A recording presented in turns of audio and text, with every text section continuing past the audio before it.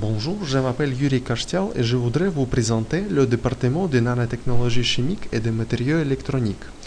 Le département a été créé par Valentin Borisovich Aleskovski en 1967. Sur cette photo, ce dernier est situé à droite de Heinrich Rohrer qui a mis au point le microscope à effet tunnel.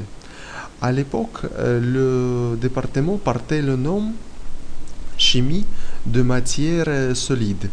C'était le premier département de ce type dans l'Union soviétique.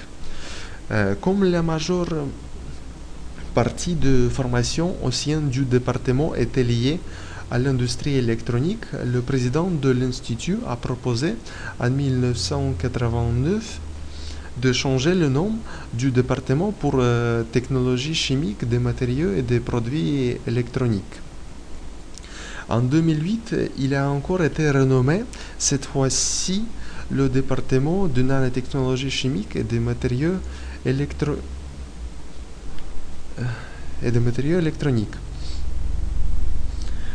Pour que le nom reflète la direction scientifique principale et les nouveaux programmes de formation. En ce moment, l'Institut commence tout juste à suivre le système éducatif engagé par le processus de Bologne. C'est-à-dire, il y a 3 niveaux de formation, licence, master, doctorat. Et en parallèle, nous avons toujours des étudiants qui terminent leurs études sur les principes de l'ancien système qui contenait 2 niveaux. Formation pour les ingénieurs et doctorat. Une partie des ingénieurs suivent des cours dans un département de l'usine d'industrie électronique Svetlana. Le nom de certains cours spécialisés sont présentés sur la diapositive.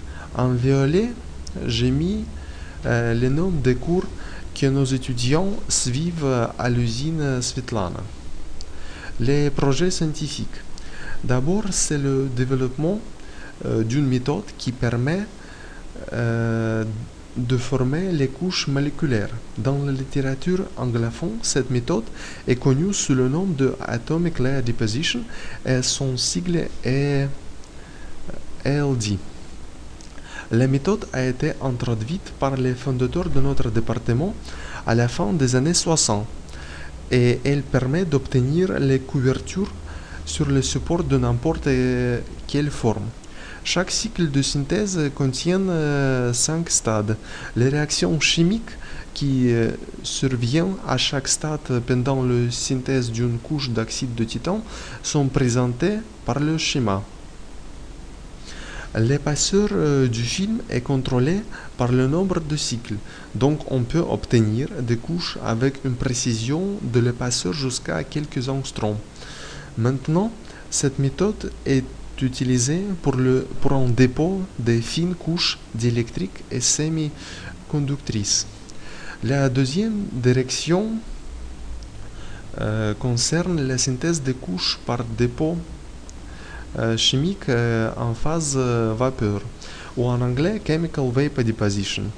Le sigle est CVD. La troisième direction comprend les projets menés avec des entreprises partenaires. Et voici quelques photos. En haut, les installations pour LD, en bas, les installations pour CVD. Quelques exemples d'équipements pour les analyses physico-chimiques. Microscope à effet tunnel, spectromètre infrarouge et un appareil pour mesurer la surface spécifique. Et en 2009, nous avons acheté un laboratoire de formation qui permet à nos étudiants d'étudier l'utilisation de microscopes à effet tunnel et microscopes à force atomique. Et enfin, nos partenaires. Une partie de nos étudiants suit leurs études pratiques dans l'Institut physico-technique, Institut IOFE, avec Prométhée Nous examinons les matériaux avec microscope à balayage électronique. Dans l'école des mines d'Alès, maintenant, elle fait partie de Mines Télécom. Nous faisons des investigations dans le domaine de photocatalyse. Et pour l'usine Ramenski, nous produisons les indicateurs de l'humidité. Merci pour votre attention.